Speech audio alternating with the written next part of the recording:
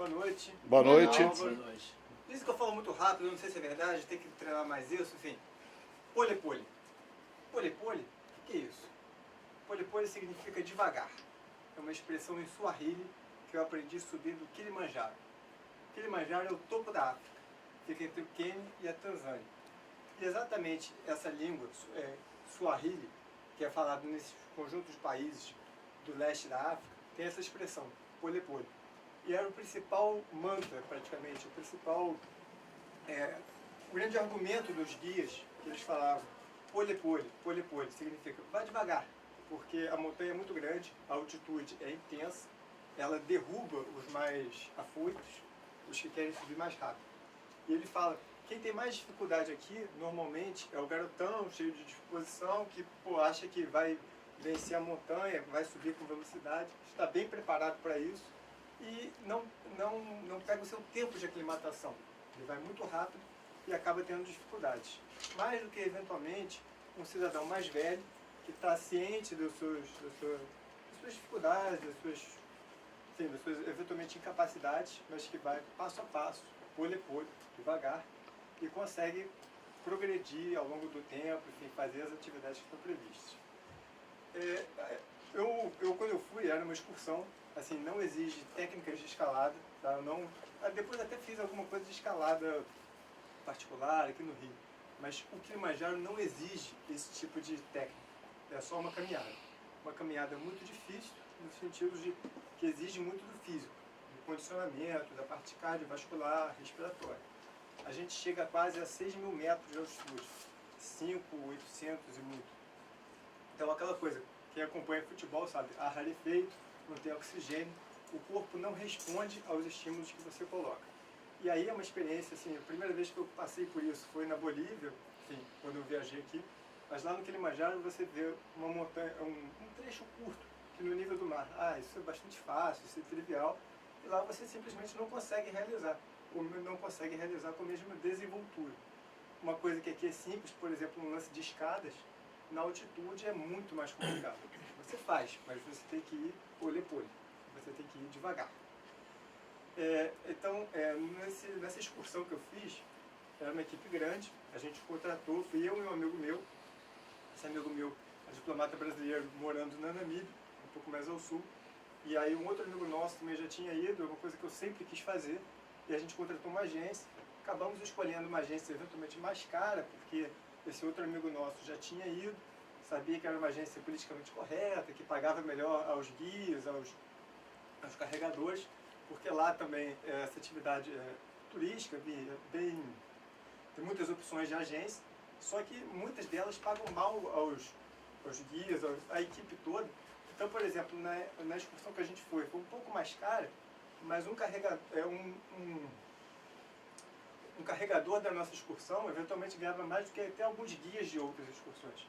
E a gente tinha um problema de agenda um pouco mais restrito, então fomos eu e ele e uma equipe grande de pessoas. Porque você tem que carregar a barraca, os seus equipamentos, sacos de dormir, comida. Foram 7 dias de atividade, incluindo subida e descida. Assim, a gente escolheu a rota mais longa. Qual é a vantagem disso? Você vai se aclimatando ao longo do tempo. Porque eu saí do nível do mar. Esse meu amigo morava em Windhoek, na Namíbia, 2.000 metros. 2.000 metros já é um condicionamento razoável. Eu saindo do nível do mar, por mais que eu estivesse muito capacitado para fazer aquela atividade, é difícil. Não era questão de condicionamento físico. Eu estava muito bem condicionado, porque eu corri uma semana antes, eu corri uma ultramaratona na África do Sul, estava no auge da minha forma. Só que meu corpo estava acostumado com uma quantidade de oxigênio, e que lá eu tinha uma quantidade menor. Então essa incompatibilidade, ela precisa ser... não é treinada, mas o corpo precisa de tempo para se adaptar a essa nova condição. E por isso que se faz essa aclimatação. Se fazem dias progressivos, que você vai subindo aos poucos.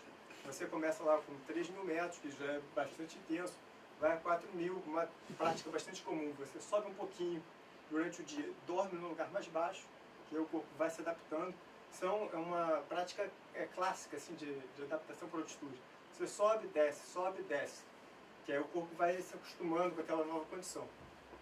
Mesmo assim, no último dia, no ataque ao cume, eu tive muita dificuldade. Foi uma coisa bastante intensa, vomitei, enfim, eu tive os sintomas clássicos assim, dos problemas com altitude. E até eu agradeço até o meu amigo, porque e ele é engraçado, porque um cara é fanfarrão, zoador, brinca e tal. E ali ele me deu uma força e evitou piadas pro resto da vida. Porque se eu não conseguisse efetivamente chegar ao cume, ele chegasse, ele ia me azucrinar assim para todo sempre. E ali ele foi bem camarada mesmo. Não, vamos lá, a gente chegou no primeiro cume, eu estava completamente destruído e tal, e não, você vai chegar no segundo cume, vamos lá e tal, botando uma força e falando com os guias, enfim. Acabou que eu fui muito devagarzinho, aquele pole-pole máximo, era passinho de bebê, assim. Não, vou só chegar naquela pedra ali. Aí eu andava um pouquinho e chegava na pedra. Não, vamos chegar naquela outra pedra um pouco mais adiante. Aí ia lá devagarzinho e tal.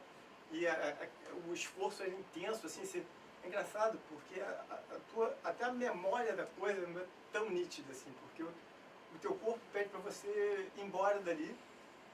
E até uma coisa que eu pude conferir realmente na prática, os guias falam, mas quando você passa por isso, é uma experiência intensa, porque quando você desce, rapidamente você melhora. Se você está passando muito mal, você sobe mais um pouco, mas você desce assim 100, 200 metros verticais, que dá aí, eventualmente, sei lá, 1 quilômetro de caminhada e tal, você já melhora muito. Então assim, eu estava aqui no ponto A, eu estava passando muito mal. Fui para o ponto B, piorei mais ainda. No que eu voltei para o ponto A, eu já estava melhor do que antes, porque o corpo de alguma maneira se adapta. E, enfim, e isso acontece na prática mesmo. Você piora e melhora a cada conjunto de passos. Eu acho que o principal nessa questão do Kilimanjaro é porque eu consegui, era uma coisa que eu queria fazer. Desde criança eu gostava muito, tinha muito interesse por essa coisa de montanhismo. O Kilimanjaro eu já tinha lido alguns livros, aquilo ficou na minha cabeça. E, na verdade, foi uma mudança pessoal muito grande, porque não foi só subir uma montanha, mas porque eu aprendi que eu poderia realizar coisas que eu sonhava. Eu sempre fui um sujeito muito racional, pragmático. Não, isso aqui eu sei fazer, isso aqui eu não sei, isso aqui eu tenho algumas habilidades, outras não. E eu tinha metas, planos, eu não tinha sonhos. Eu tratava o racional como uma coisa positiva, então eu tenho metas. E o sonho eu tratava como uma coisa emocional que era para ser controlada. Eu achava sonho uma coisa, digamos, pior e ligada simplesmente à emoção. O racional controla a emoção, então ele não tem aquele lado emocional, não tem sonhos. Tem metas, atividades, coisas que eu quero fazer.